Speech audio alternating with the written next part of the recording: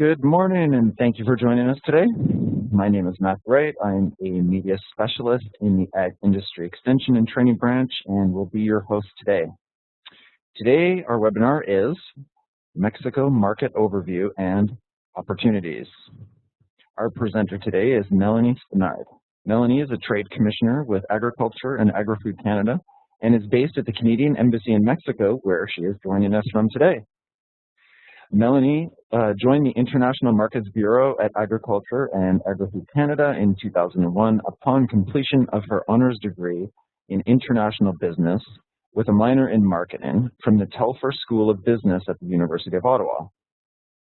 Melanie has been involved in agri-food export development to countries around the world for over 13 years. At the Embassy, Melanie takes the lead on the market development file for the agriculture and food sector.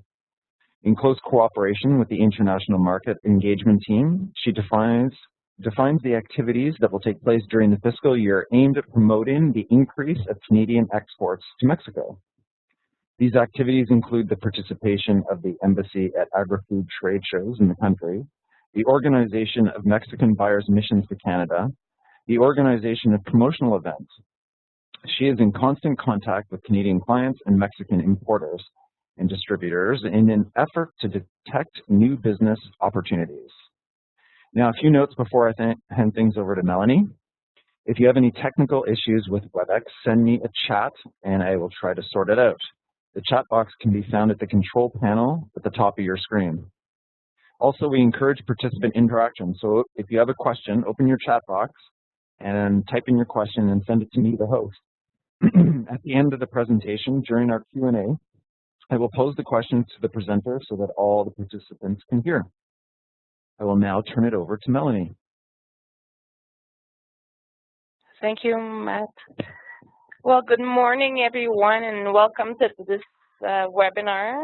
Today, I'd like to tell you about the Trade Commissioner Service and our role and responsibilities at the Canadian Embassy. But more importantly, I'd like to give you some advice on how to do business in Mexico. In this presentation, I will give you an overview of the country, the market structure, the market consideration, and opportunities that will exist or that we see exist in the market.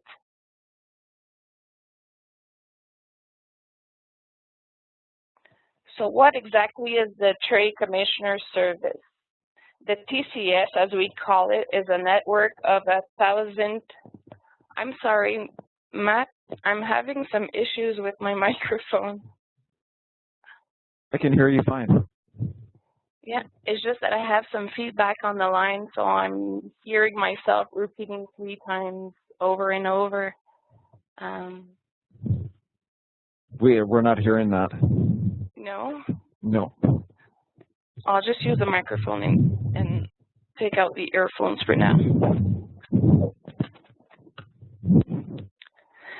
Okay, so what exactly is the Trade Commissioner Service? Well, the TCS is a network of more than 1,000 trade professionals working in Canadian embassies, high commissions, and the consulates around the globe.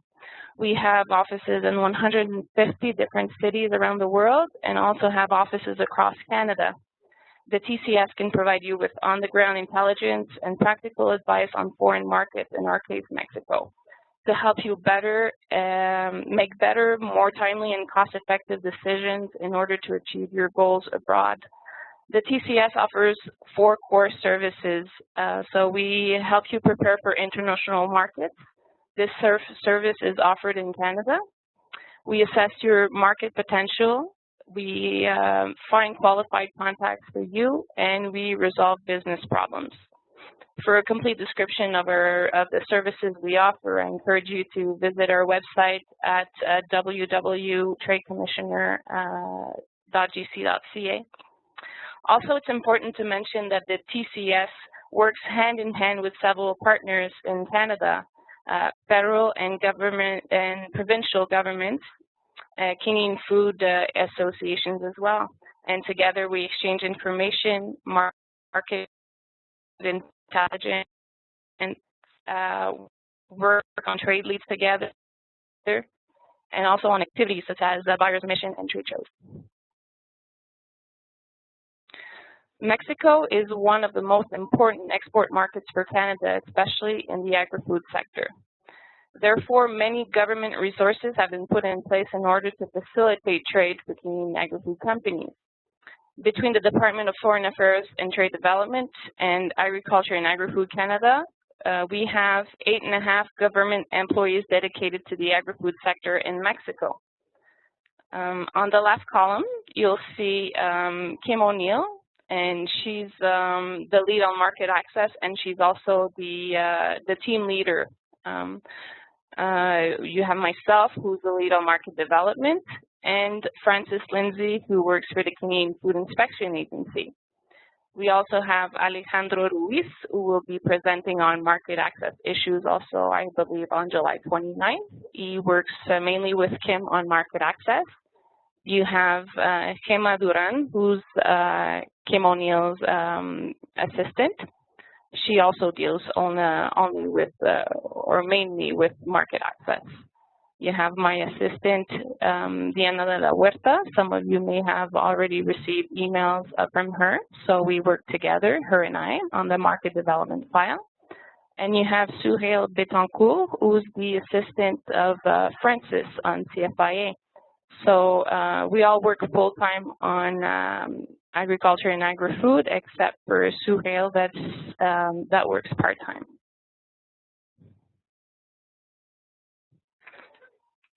We have 2 other resources that are located at the Consulate of Canada in Guadalajara and in Monterrey. So in Guadalajara, we have Juan Carlos Munoz, who handles agri-food, fish and seafood, ag technologies, and also 5 other sectors. He handles as well life sciences, electric power, oil and gas, chemicals, and mining.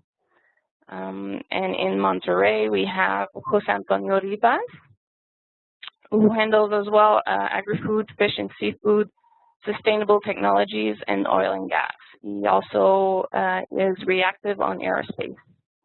So as you can see, we are well equipped to help you in your endeavors in Mexico, so do not hesitate to contact us to receive information.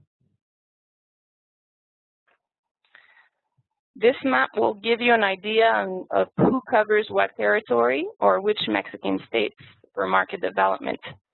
In the orange or peach color represents the territory covered by me at the embassy. In pink, you have the territory covered by Juan Carlos at the consulate in Guadalajara. And in green, you have the northern states that are covered by Jose Antonio Rivas in Monterrey. Kim O'Neill, Alejandro Ruiz, and Francis Lindsay, who handle market access and CFIA, cover the entire country.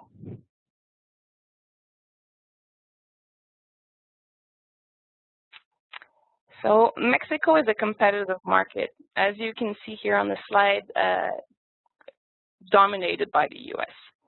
Canada is the second agri-food supplier to Mexico with approximately 7.1% of market share. Our competitors are quickly gaining ground on the market. Mexico has 10 free trade agreements with more than 45 countries. China, the EU, mainly Spain and Ireland, Australia, New Zealand, and Chile are of growing concern to us.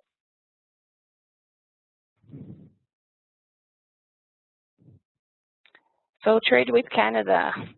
Mexico's current government priority is to build domestic capacity to reduce dependence on imports based on the FAO's recommendation that countries should produce 75% of their basic foods. Mexico currently imports 43% of what is consumed in the country. It is predicted that this amount will jump to 80% by 2030. Mexico is the 8th largest importer of agri-food products, and Canada exported for $1.9 billion in 2013, slightly down from 2012, where Canada exported $1.97. So our exports, bulk exports, 1.2 billion or 64%. That's bulk. We consider bulk canola, wheat, tobacco, canary seed, sugar, for example. Intermediate exports, That would be canola oil, lentils, malt, beans, and semi-processed oats. Consumer exports, 26%. And it's interesting to mention that almost 80% of consumer exports are represented by meat, so pork and beef. We have also chocolate, frozen French fries, and waffles. Pork exports to Mexico increased by 48% from 2012 to 2013. And interestingly enough, waffle increased by almost 2,319% in the last year.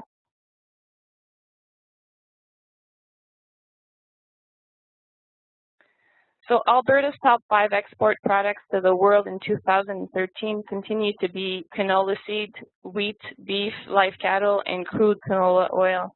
These 5 products combined account for more than 5.8 billion, or 66.8% of the province's total agri-food exports.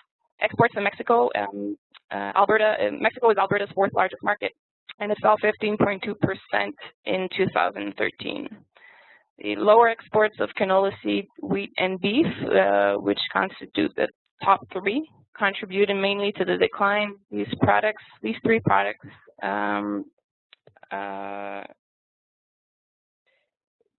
combine, I think, 91.3% of Alberta's total exports to Mexico. However, higher exports were reported for pork, whiskey, and flaxseed.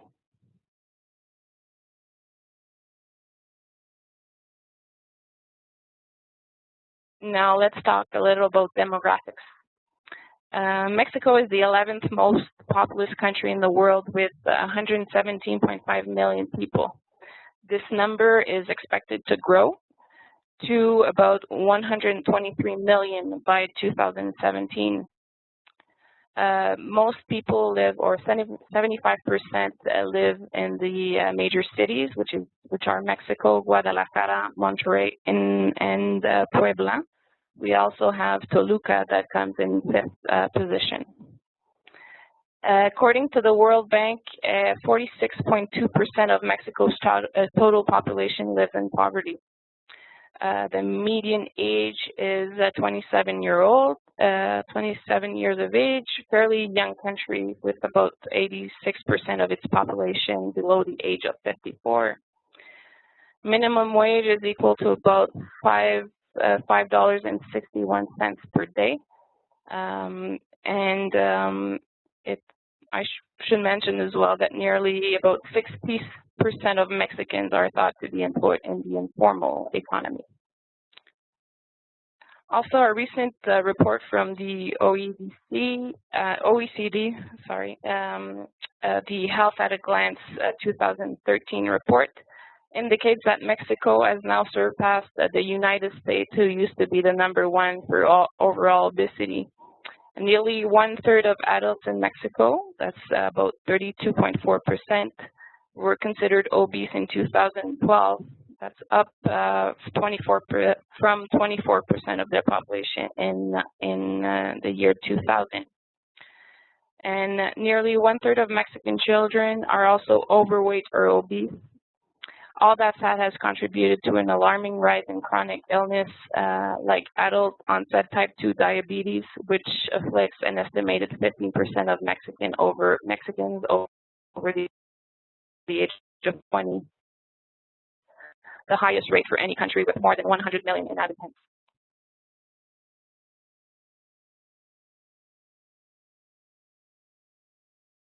So a quick snapshot of Mexico, and as I mentioned before, Mexico's population is 117.5, expected to grow to 123 million by 2017.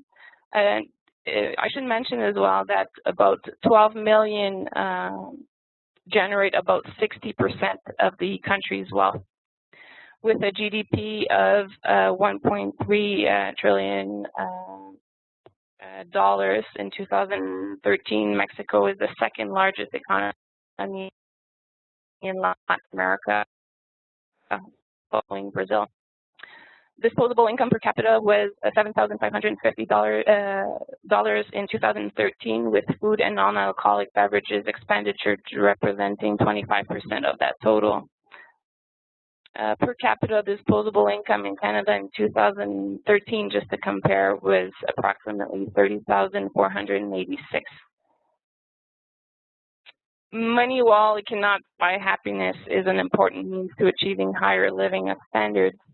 In Mexico, the average household net adjusted disposable income per capita is $12,850 US per year, less than the OECD average of $23,938. But there is a considerable gap between the richest and the poorest. The top 20% of that population earn nearly 13 times as much as the bottom 20%.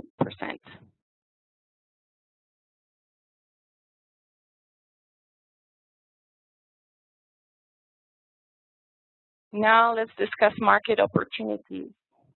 There are some areas where we see great potential for Canadian exporters to differentiate themselves and gain recognition. With growing disposable income, Mexican consumers are seeking products that offer convenience. In the retail, we see opportunities in private label. One of the benefits of private label is that you get guaranteed shelf space, advertising, promotion, and also volume.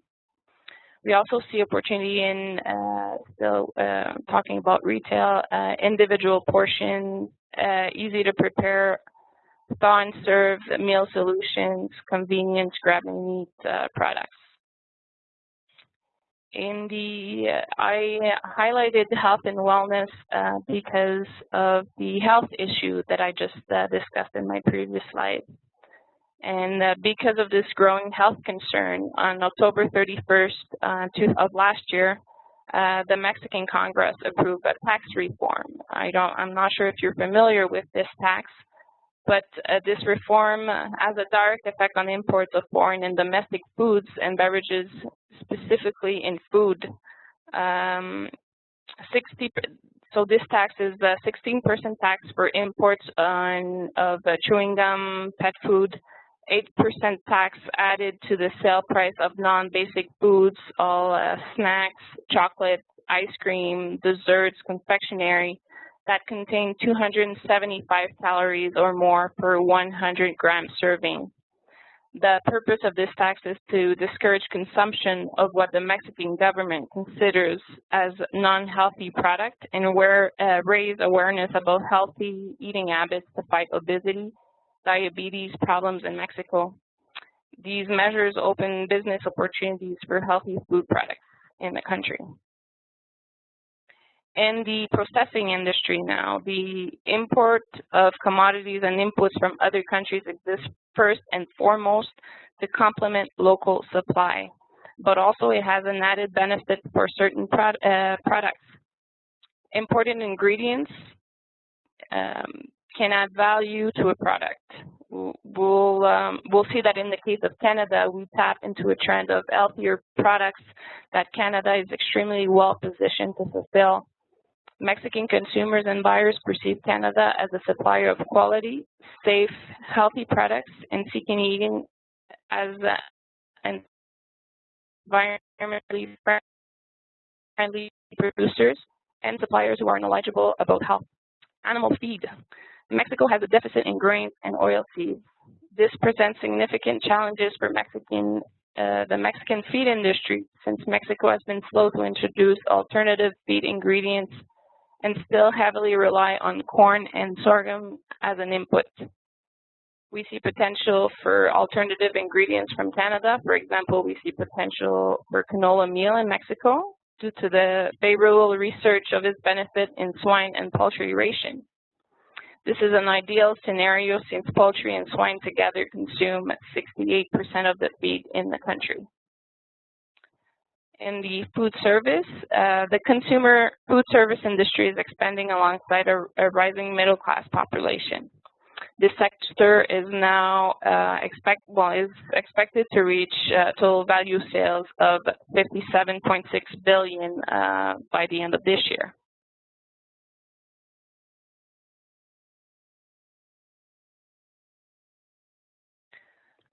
A few considerations now.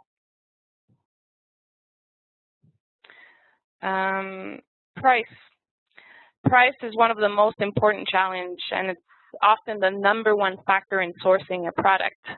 Quality often comes second in Mexico. Transport. Shipping to Mexico is not cheap. When planning to enter the Mexican market, Canadian companies may have to be willing to allow for low volume export sales, depending, of course, on the nature of the product.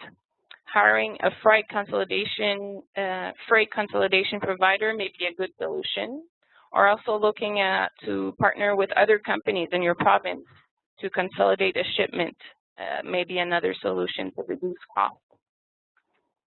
Cultural differences. Personal relationships in Mexico are extremely important when conducting business, more than in Canada. Selecting the right partner, importer, distributor who is familiar both with the product and the Mexican market is one of the most important elements of an entry strategy. Negotiating an agreement that ensures effective product distribution while equitably sharing risk and rewards is a time-consuming process, especially considering the need to operate in an unfamiliar culture or business environment. Sometimes Mexican importers do not respond to phone calls or emails. They prefer face-to-face meetings to talk about business.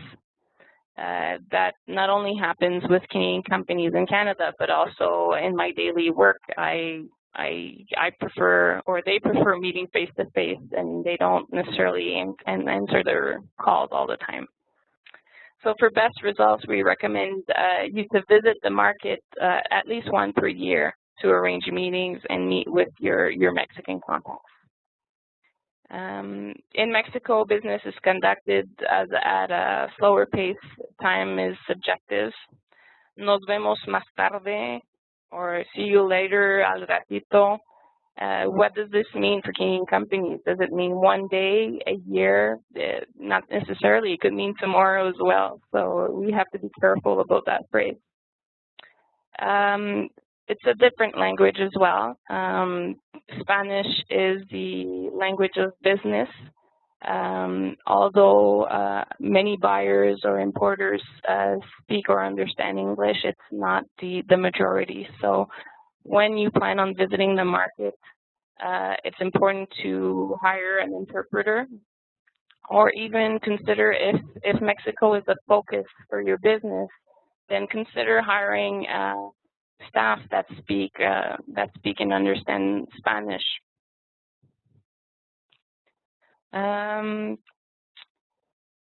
Free trade agreements. As I mentioned before, Mexico is the country with the most FTAs in the world.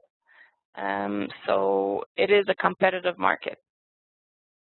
On border clearance, I won't really speak. I won't touch that subject because as I mentioned, my colleague Alejandro, who works on market access and will be presenting on July 29th, he will be the one presenting on border clearance and explaining the process.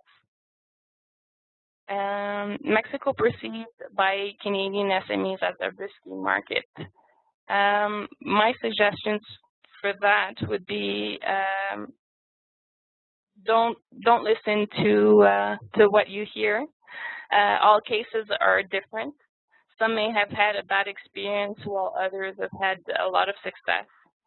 So you need to do your research and do your due diligence as well, and your reference check. And so it's important to treat your business experience as a unique experience and not listen to necessarily the other companies that have had a bad experience dealing with Mexico. Lower awareness level of Canadian products and capabilities among local importers. Well, that's why I'm presenting today, to inform SMEs on the opportunities that exist in this market. Lower awareness level of Canadian products and capabilities among local importers. That's also part of the reason why I'm posted in Mexico, to meet with local contacts and raise the awareness of Canadian capabilities And 30%, we say that about 30% of Mexico-Canada business is dependent on the U.S. For example, Walmart, Costco, H-E-B, the main retailers all have offices in the U.S.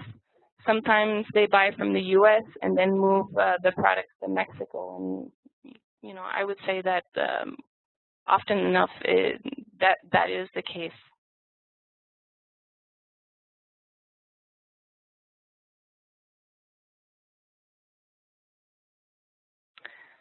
So if you're interested in doing business in Mexico, you must ask yourself the following questions.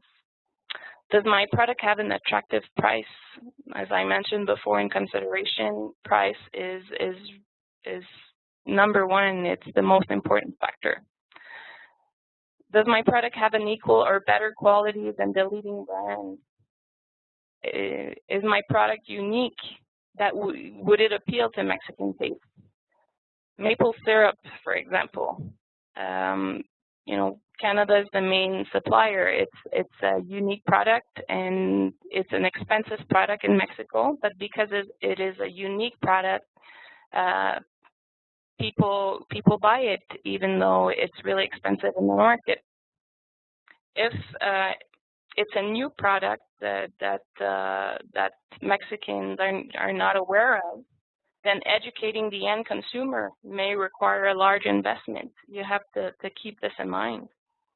Is it an innovative product?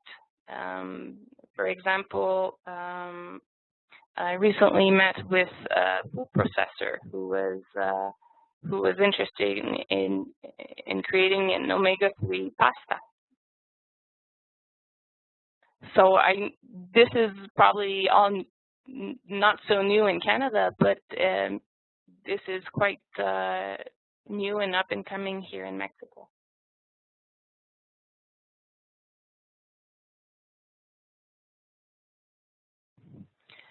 What sector am I targeting?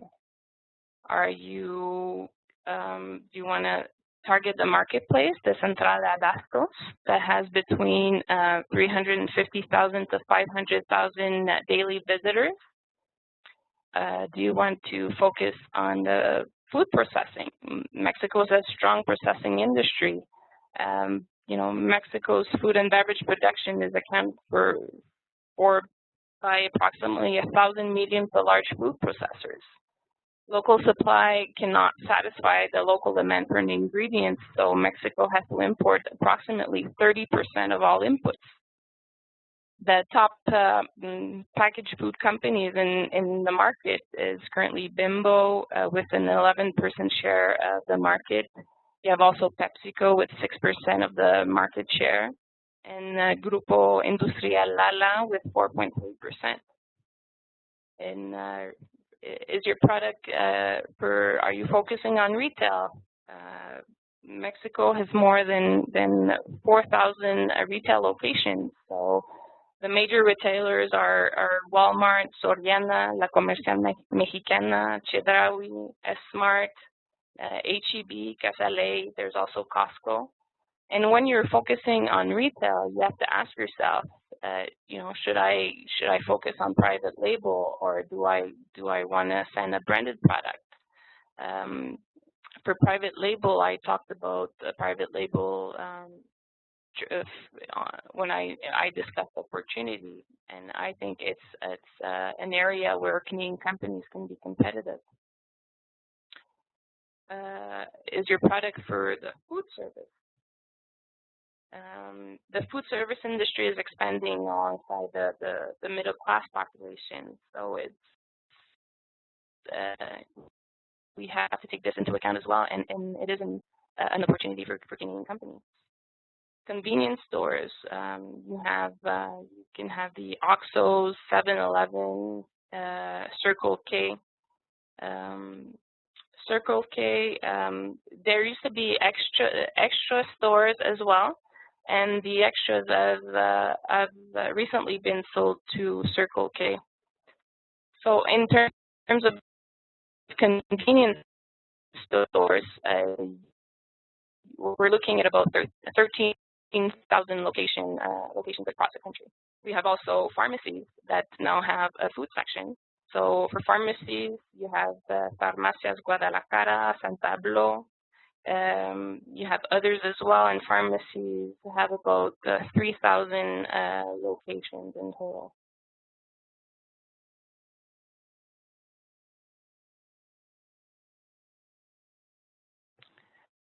Another question to ask yourself is what channel you want to use. Do you want to sell direct? Do you want to go through a distributor? Do you want representation? Do you want to go through a broker? I guess if you're thinking of going direct, yes, the advantages are high volumes, lower fees. Supermarkets usually work on a 35% markup in Mexico, while wholesalers like Sam's Club, for example, from Walmart usually work on a 30% markup. The disadvantage of going direct, most of the products that I've seen are in and outs. You know, you have promotion fees, advertisement budgets.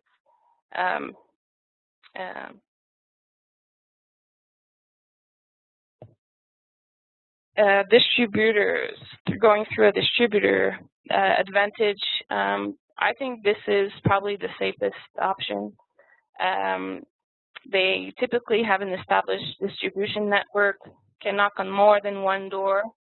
They take care of your product. They make sure it's well displayed in the stores. They give a second chance of entering market. An example would be Costco. Costco can import directly. You can sell to Costco in the U.S. And also Costco Mexico. Retailers, I've recently learned that retailers in Mexico can only import a certain percentage of products from abroad, and the rest they have to source locally. So if they've met that quota of, let's say, 8% of imported products, well, going through a distributor, if you sell to a distributor and that distributor sells to Costco, it's not considered an imported product. So that's the reason why I'm saying that it's creating a second chance to enter the market. Disadvantage with a distributor, it's more costly. The retailer has to make money, the distributor has to make money. The margins for distributors usually range between 20 and 30%. Also, you have to be careful when negotiating distribution agreements. A lot of distributors will ask for exclusivity, and I guess you have to think that over to see if it makes sense for you. With representation, one of the advantages is that you have full control of the brand. You have full control of your product. The disadvantage, it can increase cost. You may need to work with more than one distributor, and it can send confusing messaging to the client if, for example, a retail buyer, if you're dealing with 3 different distributors and these 3 distributors are trying to sell to one client, so the end buyer may be confused by that. Brokers, well, it's the simplest export option. Disadvantage, exporter risk losing control over their product. It's making it difficult to build and preserve brand identity. Final prices to the consumer can be quite inflated as a result of broker and distributor. Typically, brokers usually a 20 to 30% markup, same as distributors. So you have to keep all this in mind.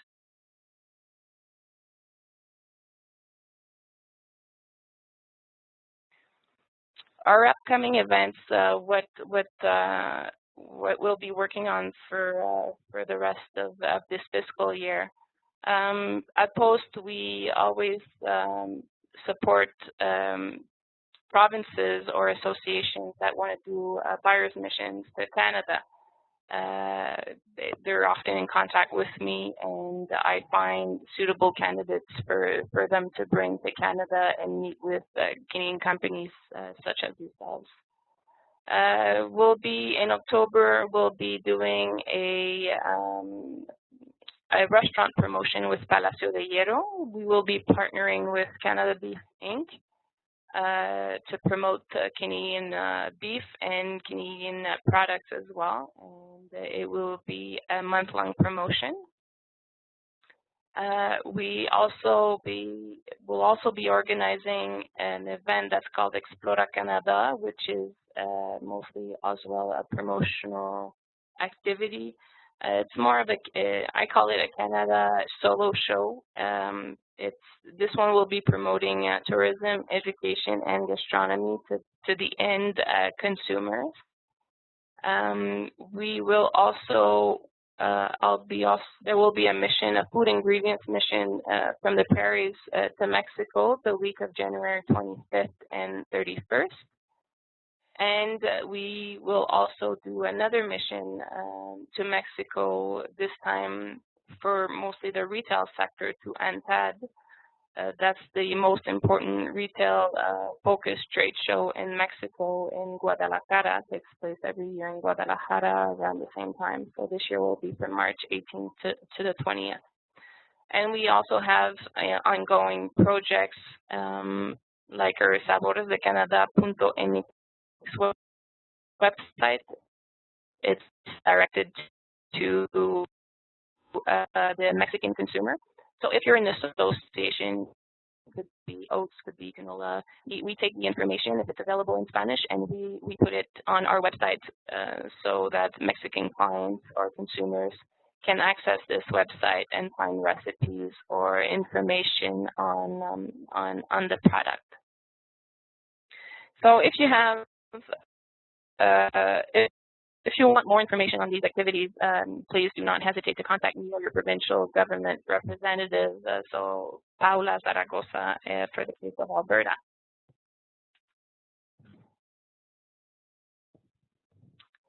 Now, I wanted to talk a little bit about ANTAD. I understand that some of you are focused on the retail, so this may be an activity that you may be interested in participating.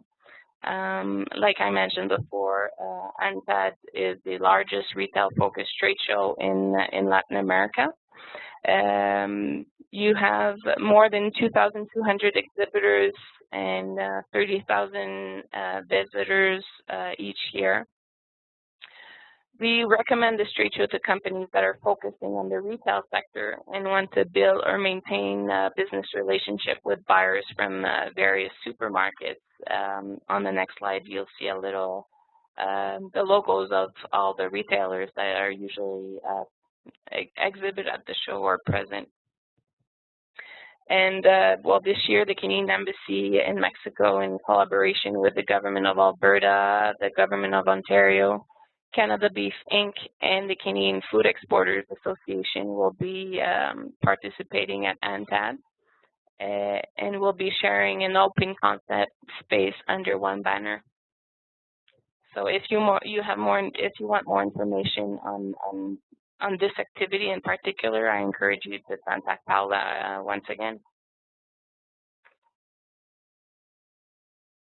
These are all the logos of the retailers that are present at ANTAD every year. I forgot to mention in my previous slide that just looking at retailers, the major retailers are Walmart. They have about 2,700 stores. You have high-end stores like Superama, but you have also mid-high-end stores like Walmart Supercenters. You have lower end that are mainly represented by Bodega Aurrera. You have also club stores. Sam's Club would be a Walmart as well. You have Soriana that has about 815 stores, Comercial Mexicana about 200 stores, Chedraui, about the same thing, around 200 stores. You have Smart HEB that has about 46 stores in northern Mexico. Yes, you also have Costco with 34 stores. Costco used to be 50% Mexican owned. Well, it was owned by Comercial Mexicana, but about I believe it was 2 years ago, or about a year and a half ago, that Costco bought their share back. So Costco in Mexico is now 100. So in a nutshell, our role is to help you succeed in the marketplace. We can give you information. We can give you market studies, market briefs that we have available. If you want information, please contact us, or we can even send the information that we have to the provinces so they can actually share this information with you. But you have to do your homework first. Sometimes we have companies that are saying, well, I'm not too sure where to focus or on which market I should focus on. If you don't know, then please contact your provincial rep or your AFC regional office that will help you to establish a marketing strategy or an export plan. Once you contact us at Post, it's because you've done your homework and you have an idea and you're just missing some pieces of the puzzle to complete your strategy. And we'll be more than happy to help you finalize your strategy. We base our initiative on what industry wants. And so if you have, you would be interested in doing a mission, or just make sure that you communicate that information to your provincial representative like Paola, and then Paola would communicate this information with me, and then we can find ways of partnering or develop activities that are suited to your needs. And if you have questions or doubts, don't hesitate to contact us. We're always available here. If you're thinking of visiting the market, please contact us. So that's the end of my presentation. Thanks, Melanie. Apologies to everyone for the audio problems. This is our first international webinar, so we appreciate your patience. And Melanie, we do have a few questions. Okay. So if I make a visit down to Mexico, can the Trade Commissioner Service organize a few business meetings for me? We can definitely help you in organizing business meetings. It's not, I spoke about the 4 core services that we offer, that the Trade Commissioner Service offers. We will gladly provide you with the contacts. Depending on your products, we can do a list of people that you should be meeting in the market. Sometimes we do have a little bit more time on our hands, and I like to accompany the companies to their meetings, and so we can definitely help you in setting up a program. But sometimes we're quite busy as well, and we don't have the time to accompany you. But that's an added service that I do. Not all the commissioners have the time to accompany you, but when my schedule is open, I'm more than happy to accompany you. The only thing to consider is can you speak word and so. But if you visit the market, make sure, if you don't speak the language, to hire a local interpreter, because my job really is to make a connection to provide you with qualified contact and let you know if there's an opportunity for your product in the market. But I am not an interpreter. I speak the language, but that is really the responsibility of the team company to hire an interpreter. Okay, thanks. And we have one more question. So For food service, you mentioned opportunities in high-income areas. Do you see any opportunities in tourist areas such as Cancun or the Yucatan Peninsula? That's an interesting question. I recently attended a trade show in the Yucatan Peninsula, and I had the opportunity to meet with a few distributors. And one interesting fact that I learned is that for all-inclusive hotels, so the Yucatan Peninsula, the Cancun area, and most of these hotels are all-inclusive. I don't see any opportunity for Canadian products in the all-inclusive. The main reason why is that I was informed that the budgets for the hotels start at $7 US per person. That's the budget that they start with for lower-end all-inclusive hotels. So $7, and that's to provide 3 meals, 2 snacks, and all-you-can-drink alcohol. $7 per day is not much, and with that budget, they definitely can't afford Canadian products. There are some European plan hotels. They may be an opportunity with those because they're looking also for different product. So if you're interested in learning what the opportunities are, I will be glad to forward my report on this trip to your provincial rep, who can communicate the information with you. Thanks, Melanie. And now I'm just going to quickly introduce Paola Zaragoza. She is a Trade and Relations Officer in the International Relations and Marketing branch of ARD, and has organized this webinar series, and also has a little more information about upcoming projects her division is working on. Thank you, Matthew. I just wanted to first and foremost, thank you, Melanie, for your time and effort in presenting on this webinar, and also to provide information about what our team is available to offer to Alberta companies looking at exporting products into Mexico. The International Relations and Marketing branch within our department provides industry with buyer and seller connections, as well as market intelligence and market opportunities. So how do we do this? We undertake a number of key initiatives, industry-driven, as Melanie mentioned.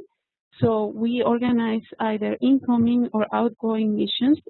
They are focused on specific market segments and product offerings. We also disseminate market reports and organize seminars such as this to create awareness about opportunities in international markets, and also to provide opportunities to companies to increase their export readiness. And we also disseminate specific business opportunities. We have contacts with buyers, distributors that are interested in sourcing a number of products, so we identify Alberta companies that are capable and interested in these opportunities and facilitate that connection. In terms of upcoming events or initiatives that we are undertaking, as Melanie mentioned, we are organizing an outgoing mission focused on food ingredients. That will be for human consumption as well as animal consumption. This is going to be scheduled for the last week of January. So if you have any questions, I will be more than happy to provide more information about this initiative. On the retail side as well, we will have a presence in Expo ANTA, that is the largest retail trade show in Mexico. So there will be opportunities for Alberta companies interested in showcasing their food products. And also, in light of Mexico and U.S. Integrated trade, we typically use the southwest U.S. region as a springboard for Alberta companies to enter products into the Mexican market, with a number of retail store chains based in the northern region of Mexico, and I'm talking about HEB or ESMAD, provides opportunities for companies to, again, showcase their products to these retailers. We're organizing a very focused mission to San Francisco in the U.S. So it's going to be a cross-market initiative. We will attract a number of buyers from the U.S. and Mexico to learn and taste products from across Canada. Again, there's an opportunity for Alberta exporters for retail and food service products. So my contact information is displayed in the presentation, and also just wanted to give you a reminder about the upcoming webinars that we'll be holding. The next one is on regulatory requirements to export. That is scheduled July 29th, and importers and distributors perspective on August 19th. So we hope to see you there. Thank you, Matt.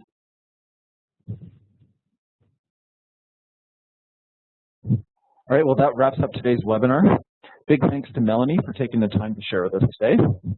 And thank you to Paula for organizing this webinar series, and as well to all the attendees for logging in.